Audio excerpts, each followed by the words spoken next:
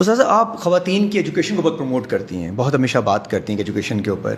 ہماری سوسائٹی میں یہ ہوتا ہے کہ خواتین اگر پڑھ لکھ جاتی ہیں تو ان کو یہ کہا جاتا ہے کہ جی یہ بہت بول رہی ہے، بات کر رہی ہے، کیونکہ اس کے پاس شعور آ جاتا ہے بات کرنے کے لیے.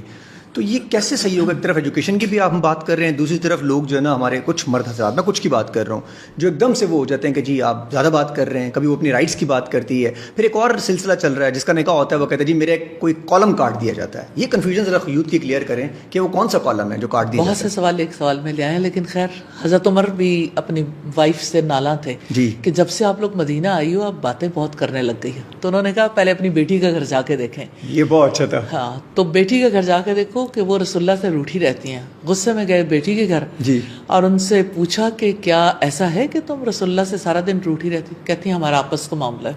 اوہ.